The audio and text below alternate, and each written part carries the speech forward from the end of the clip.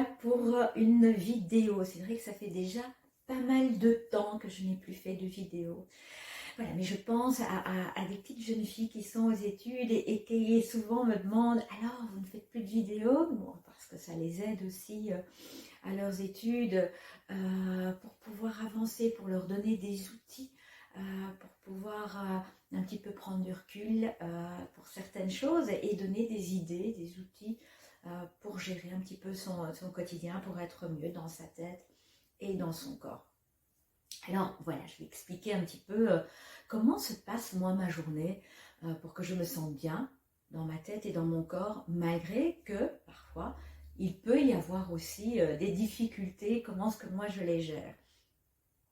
Eh bien en fait j'essaye voilà, de découvrir un petit peu mon degré de problème. Si j'ai un problème, eh bien j'essaye de savoir est-ce qu'il y a une solution, comment je me sens, dans mon corps. Est-ce que je suis en colère? Est-ce que je suis nerveuse? Avant, je ne le faisais pas parce que je ne voyais que mon problème. Avant que je n'ai tous ces outils, j'étais submergée par mes émotions. Je prenais tout pour moi, au premier degré, en me disant qu'est-ce qui m'arrive? Pourquoi c'est à cause... pourquoi c'est à cause de moi? Qu'est-ce que j'ai fait? C'est toujours ma faute, je ne réussis jamais rien.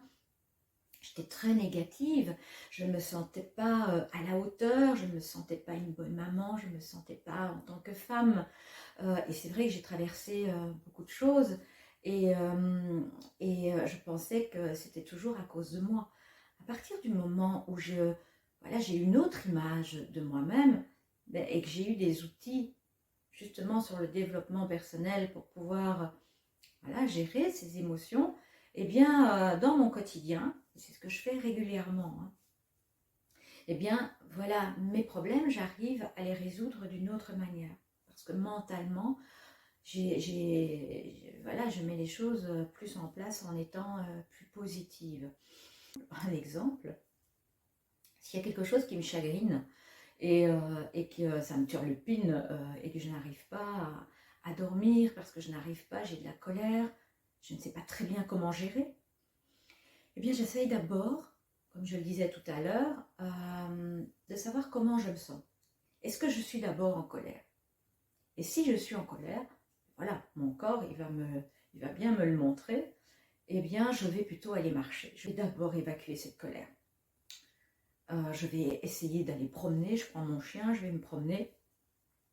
Ou parfois, voilà, je suis en pleine action et je vais mettre en couleur. Comme ici par exemple, voilà, j'ai refait une chambre et j'en ai fait un bureau. Je dessine aussi, je crée des cartes, je crée des bijoux pour être vraiment centrée. Et après, j'essaie de me dire, mais comment je me sens là maintenant? Et je me sens beaucoup plus apaisée, plus calme.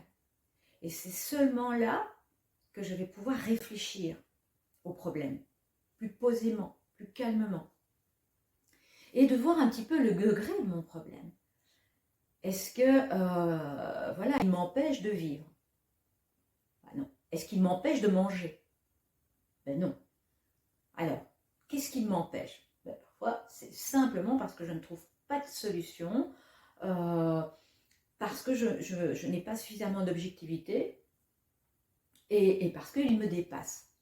Et à ce moment-là, j'essaye de dire voilà, ça ne touche pas mes besoins primaires, j'ai un toit, je ne suis pas malade, j'ai ma famille, ça se passe bien.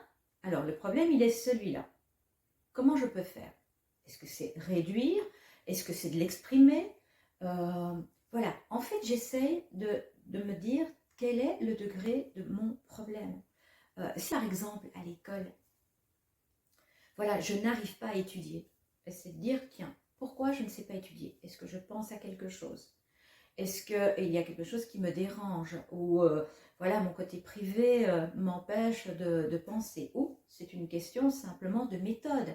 Est-ce que c'est ma méthode, par exemple, que je n'arrive pas à étudier parce que j'ai besoin aussi d'en parler. Peut-être qu'il y a quelqu'un d'autre qui va pouvoir me donner une autre méthode. Voilà, à partir du moment où on sait donner un degré de son problème, eh bien on va pouvoir le résoudre. Mais avant, il faut d'abord s'écouter. Et s'écouter dans le corps. Et c'est ce que je fais tous les jours. À partir du moment où je m'écoute, eh bien à ce moment-là, je peux réfléchir calmement. Ça peut être lourd au début d'analyser tout ce que l'on pense, mais ça devient une routine. C'est comme se laver les dents. À partir du moment où on a dans notre cerveau ce mécanisme d'apprendre à s'écouter, écouter son corps, hein, comment je me sens, écouter son cœur, qu'est-ce que je ressens. Et puis après, ben, voilà, on peut analyser son problème pour avoir une solution. Et je pense que ça, ce sont des outils qui, pour moi, hein, je parle de nouveau pour moi, qui m'ont aidé, mais qui peuvent aussi vous aider. Maintenant, il y a différents outils, hein, mais il faut parfois aussi demander de l'aide.